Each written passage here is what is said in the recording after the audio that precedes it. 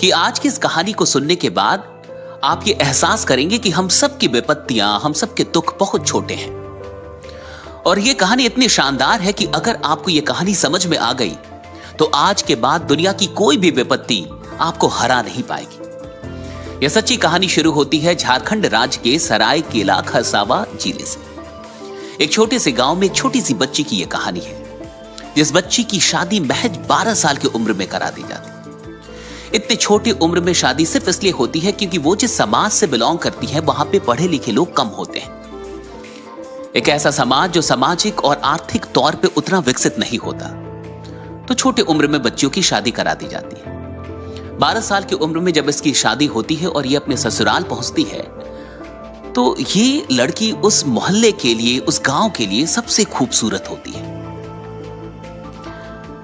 ये खुद अपनी कहानी में कहती है एक बार कि उनकी खूबसूरती उनके लिए अभिशाप बन गई थी। होता कुछ यूं है कि ये चूंकि बहुत अधिक खूबसूरत होती हैं, तो उनके जो जेठ थे, जो गोतिया लोग थे, जो पड़ोसी थे, उनकी एक बुरी नजर इस महिला पे हमेशा से रहती है। उन लोगों ने कई बार ऐसी कोशिश की कि इसके साथ दुष्कर्म किया जाए, लेकिन वो फेल हुए।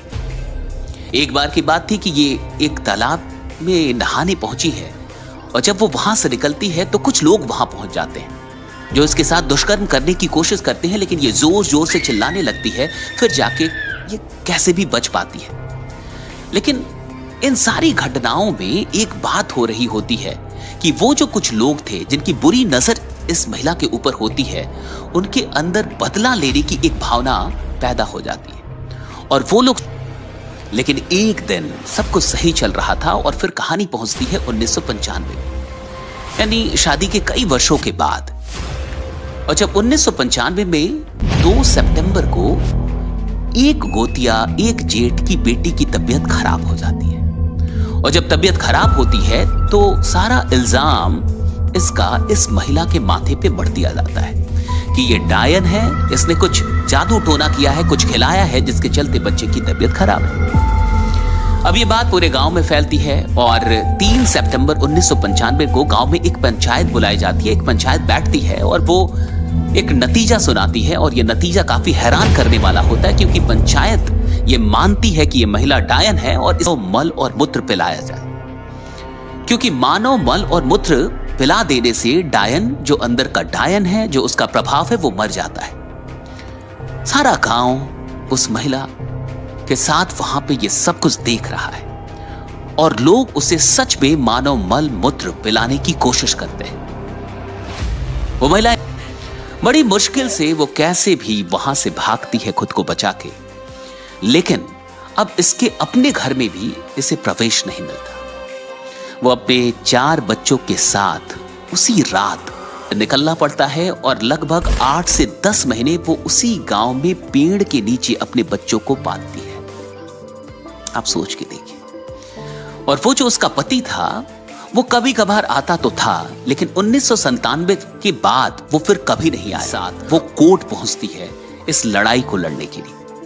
फिर वहां उसकी मुलाकात कुछ अफसरों से होती है, कुछ सरकारी अफसरों से होती है और फिर जाके 1996 और 97 में वो फ्लैग के कुछ सदस्यों से मिलती है। फ्लैग एक फ्री लीगल एड कमेटी थी जो फ्री में लोगों को लीगल जो एडवाइस है वो देती थी, सहायता प्रदान करती थी। उनके सदस्यों से मिलने के बाद इसकी कहानी मीडिया तक पहुंचती है। फिर धीरे धीरे क्षेत्रीय मीडिया में ये खबर बन के निकलती है कि ये सब कुछ हुआ है और उसके संघर्ष के बारे में लोगों को पता चलता है। फिर ईश्वर की कृपा से ये कहानी धीरे धीरे पहुंच जाती है नेशनल ज्योग्राफिक चैनल के पास और उन्हें ये कहानी इतना प्रभावित करती है कि वहां से लोग आते हैं और इसके जीवन पे, इसके संघर्ष पे एक डॉक्यूमेंट्री बनाते हैं। फिर और भी लोग जानते हैं। धीरे धीरे ये एक एनजीओ के लोगों से जुड़ जाती है जिसका नाम था आशा।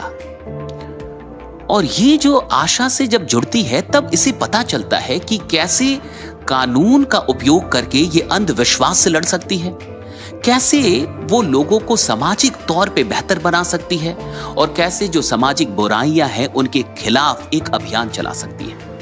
आशा से मिलने के बाद ये अपने काम को, अपने अभियान को तेज करती है और ये महिला ठान लेती है कि जो मेरे साथ हुआ है मैं किसी और महिला के साथ नहीं होने दूंगी। और फिर जब भी उसे पता चलता है कि झारखंड में कहीं भी किसी भी महिला को प्रताड़ित किया जा रहा है डायन बता के, वो वहां पहुंच जाती है अपने लोगों के साथ और ऐसे कई महिलाओं का रेस्क्यू कराती है।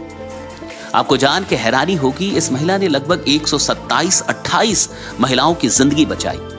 ये बात झारखंड राज्य तक पहुंचती है, राज्य से भी उसे सम्मानित किया जाता है। लेकिन सबसे बड़ी खबर तब आती है जब 2021 में इसे दिल्ली से एक कॉल आता है और इसे कहा जाता है कि मैम, क्या आप छुटनी देवी बोल रही हैं?